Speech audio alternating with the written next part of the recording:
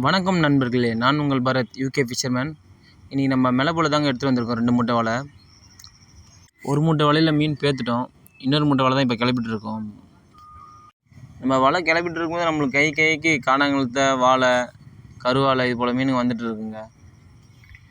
நம்மளுக்கு இது போல் கைக்கு மீன் வந்துட்டு இருந்தாலே ஒரு 4 பாக்ஸ் மீன் அசால்ட்டாக கிடச்சிருங்க. நம்மளுக்கு இன்றைக்கி காணாங்கழுத்த மீன் தாங்க கொஞ்சம் அதிக அளவில் கிடச்சிருக்கு. இந்த காணாங்கழுத்த மீன் வந்து ரொம்ப மருத்துவ குணம் வாய்ந்ததுங்க.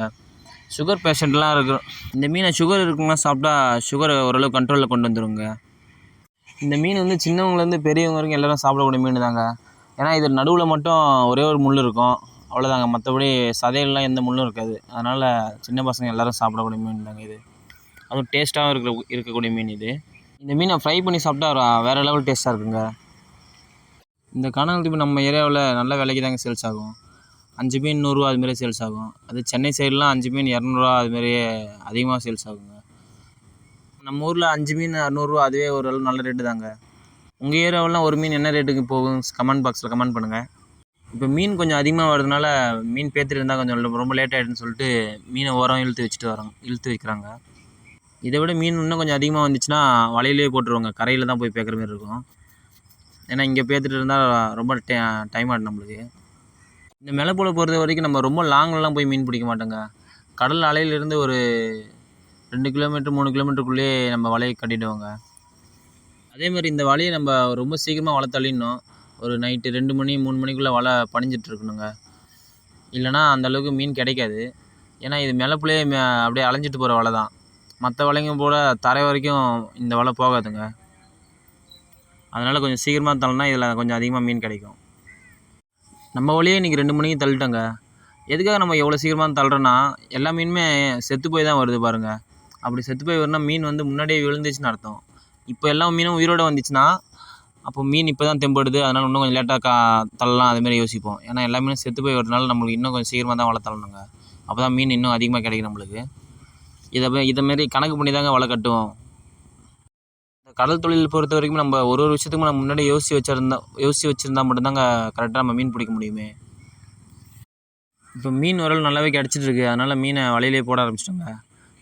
கரைக்கு போயிட்டு நம்ம மீன் பேத்துக்கலான்னு சொல்லிட்டு நம்ம இன்றைக்கி வலையை ஒரு 4:30 மணி போல் வலை கிளப்ப ஆரம்பிச்சிட்டோங்க. ஆனால் இப்போ 5:30 மணி ஆகுது, இன்னும் வலை கிளப்பி முடிக்கல. நம்மளுக்கு இது போல் வலையில் மீன் கிடச்சிட்டே இருந்துச்சுன்னா வலை கிளப்புறதுக்கும் ஈஸியாக இருக்குங்க. வலை வந்து ஈஸியாக நம்ம கிளப்பி முடிச்சிடுவோம். வலையில் மீனே வரலன்னா தான் ரொம்ப கஷ்டமாக இருக்கும். எப்படா வலை முடியுன்ற மாதிரி இருக்குங்க.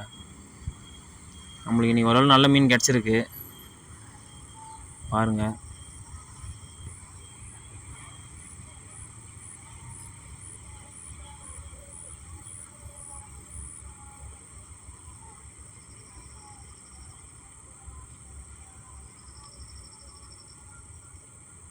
ஒரு சில இடத்துல கொஞ்சம் மீன் அதிகம் கிடைக்குது, அதுக்கப்புறம் கொஞ்சம் வெறுவழியாக வருதுங்க.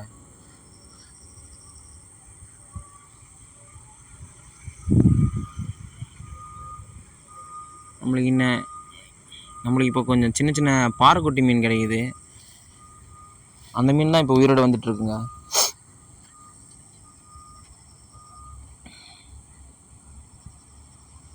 மறுபடியும் காணாங்கழுத்த வர ஆரம்பிச்சிது கொஞ்சம் கொஞ்சமாக.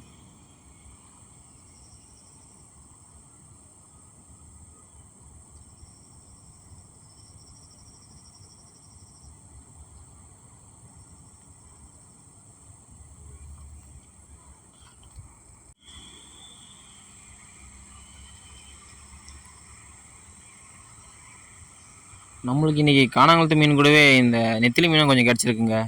இந்த மெலப்போல் அதிகமாக நெத்திலி மீன்லாம் கிடைக்காது, ரொம்ப ரேரு தான். ஏன்னா அதோட மீன் சைஸ் ரொம்ப சின்னதுனால இதோட கண் சைஸ் ரொம்ப பெருசுங்க. அதனால் இதில் வர்றது ரேரு. இதிலே வருதுன்னா நெத்திலி உள்ள மீன் கிடைக்கும்னு நினைக்கிறேன். ஆனால் நம்ம இப்போ மாற்றி வலை தள்ள மாட்டோங்க. நம்மளுக்கு இந்த மெலப்பொருளே கொஞ்சம் நல்ல வருமானம் வரதுனால இந்த வலையை கொஞ்ச நாள் தள்ளுவோம். இதில் வருமானம் இல்லாத பட்சத்தில் தான் நம்ம வேறு வலையை பற்றி யோசிப்போங்க.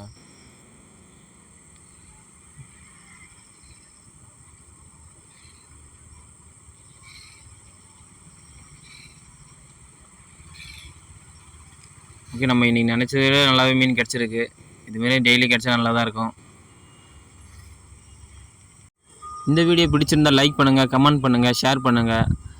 மேலும் இதுபோல் சுவாரஸ்யமான தகவலை தெரிஞ்சுக்க யூகே ஃபிஷர்மேன் சேனலை சப்ஸ்கிரைப் பண்ணுங்கள் ஃப்ரெண்ட்ஸ். பாய். அடுத்த வீடியோவில் பார்க்கலாம்.